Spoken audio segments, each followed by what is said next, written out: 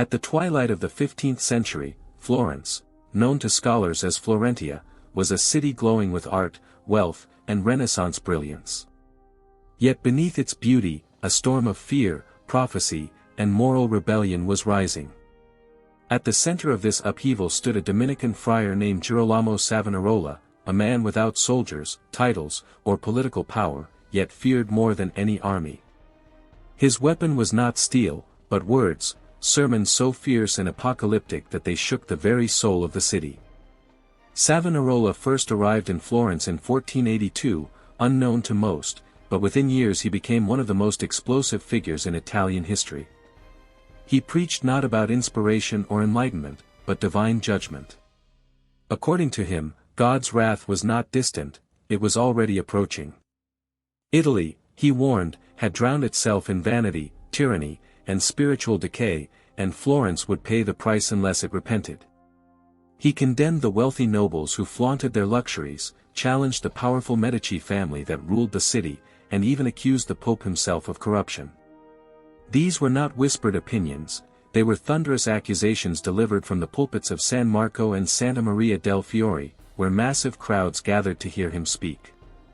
People didn't just listen, they trembled. For many, he was not preaching, he was passing divine sentence. Then, in 1494, the world around him shifted. King Charles VIII of France invaded Italy, sending panic through every major city. In Florence, the Medici dynasty lost the people's trust and were forced into exile. Their departure left a vacuum, and Savonarola stepped into it, not as a politician, but as a prophet whom many believed was chosen to guide them through God's punishment. Under his influence, Florence reshaped itself into what some historians call a Holy Republic or even a New Jerusalem. Gone were the celebrations, the luxury, the indulgence. Taverns closed. Lavish garments were denounced. Women were told to dress modestly. Children formed moral patrols, urging citizens to discard sinful objects, jewelry, cosmetics, even books considered immoral or worldly. And as the city prepared for Lent in 1497, this movement reached its most shocking moment, an act that would echo through history.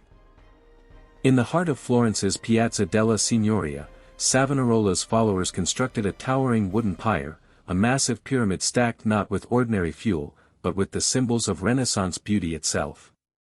Mirrors, perfumes, musical instruments, silk gowns, manuscripts, and even paintings attributed to masters like Botticelli were thrown upon it. This spectacle became known as the bonfire of the vanities. When the flames ignited, prayers filled the square, and a city famed for art and culture watched its treasures dissolve into smoke and ash. To his supporters, this was holy purification. To his critics, it was cultural suicide.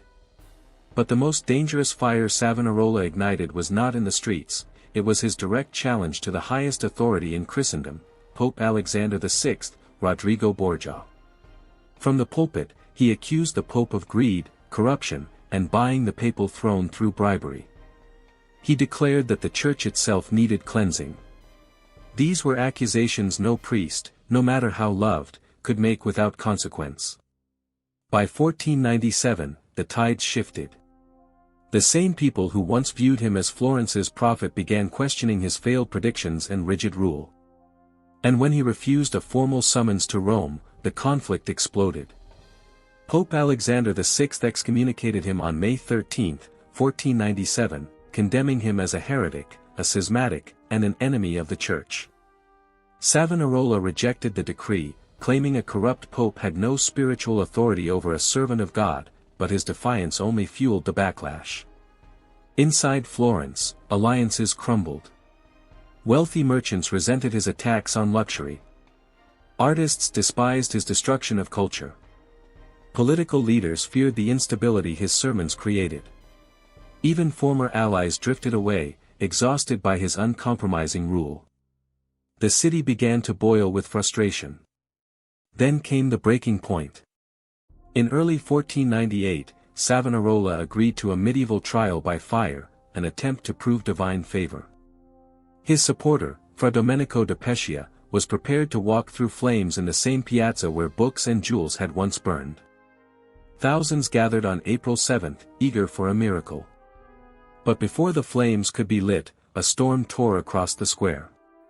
Arguments erupted, accusations flew, and the ordeal was abandoned. The crowd, hungry for a sign from heaven, felt deceived. Overnight, faith turned into fury. 3 days later, on April 10, 1498, an armed mob stormed the convent of San Marco.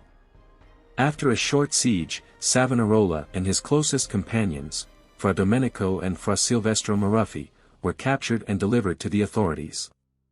The prophet of Florence was now a prisoner. What followed was not a trial, but a breaking. Savonarola was imprisoned in a small stone cell inside the Palazzo della Signoria. There, he was tortured with the strappato, his hands tied behind his back, hoisted into the air, then dropped repeatedly until his joints tore and his body was mangled. Under unbearable pain, he confessed that his visions were inventions, that his prophecies were false, that he misled the city. Yet when the torture stopped, he recanted everything, insisting the forced confessions were lies. Ultimately, officials edited and published the confessions to justify the execution that had already been decided. As days passed, the once fiery reformer grew gaunt and broken. He continued to pray and write reflections on the Psalms, clinging to what remained of his conviction.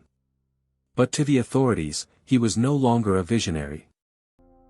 He was a threat that needed to disappear. And Florence would silence him the same way it had silenced its vanities. Not with exile. Not with prison. But with fire. His execution was set, not in secret, but in the very square where he once commanded thousands. On the morning of May 23, 1498, the city of Florence didn't simply wake up, it held its breath. The very plaza where crowds once gathered to hear Girolamo Savonarola thunder about purification and divine justice had been transformed into a stage for his destruction. In the heart of Piazza della Signoria, a massive scaffold now stood where his fiery sermons once echoed. It wasn't a podium. It wasn't a pulpit. It was an execution platform. 3 towering wooden beams stretched upward like grim monuments, rising above carefully stacked logs and bundles of dry brush waiting to burn. The judgment was absolute, execution by hanging, followed by burning in full public view. The condemned were Savonarola himself, along with Fra Domenico da Pescia and Fra Silvestro Maruffi, men who had stood beside him in faith, now destined to die beside him in silence. Before their deaths, the Church enacted a ritual designed to strip them not only of life, but identity. In front of clergy, nobles, and ordinary citizens, their Dominican robes were removed, their religious titles revoked. Bishop Francesco Remolin spoke the final words of separation: "I cut thee off from the Church militant and the Church triumphant." It wasn't just excommunication, it was spiritual erasure. A declaration that heaven itself no longer recognized them. Once the ceremony ended, the spectacle began. The 3 friars were marched onto the platform as thousands watched, some furious, some grieving, others simply hungry for a public spectacle. One by one, they were hanged, their bodies limp against the morning sky. But death was only the first act. Flames soon swallowed the scaffold, turning their remains into ash. The fire roared beneath the very beams where Savonarola had once demanded Florence cleanse itself through burning. The symbolism was brutal, the preacher of holy flames consumed by his own theology. And the location was chosen with precision. Piazza della Signoria wasn't merely a public square, it was the political throne room of the Republic. Executing Savonarola here declared a single message: power belongs to the state and the Church, not to prophets, not to visionaries, and not to voices of reform. Yet despite the spectacle, the fire didn't extinguish belief. As the bodies crackled, some spectators quietly scraped up ash, bone fragments, even scraps of burned cloth, stealing them away as sacred relics. Officials tried to prevent this by scattering the remains into the Arno River, but devotion traveled faster than authority. His followers didn't see a heretic consumed by justice, they saw a martyr silenced by corruption. Rome responded swiftly. Pope Alexander VI ensured every official record branded Savonarola a false prophet and heretic. His teachings were outlawed, his name scrubbed from sermons, his influence rewritten as rebellion. Florence too sought to erase him. Reform laws were overturned, convents reorganized, and the city tried to forget the brief era when priests held the reins of government. But history refuses to forget. Savonarola's death left behind a haunting riddle: how far can reform go before power decides it must be crushed? Was he a fanatic blinded by zeal, or a courageous voice calling out corrupt authority? His life ended in flame, but the questions he posed still burn. Today, all that marks the place of execution is a simple circular plaque in Piazza della Signoria, no monument, no grand memorial. Just stone beneath the feet of tourists walking past, unaware that a man once set the city trembling from that very spot. What do you think Savonarola's death represents? Is he a warning, a martyr, or a threat to those who feared change? Comment below. Your voice keeps history alive.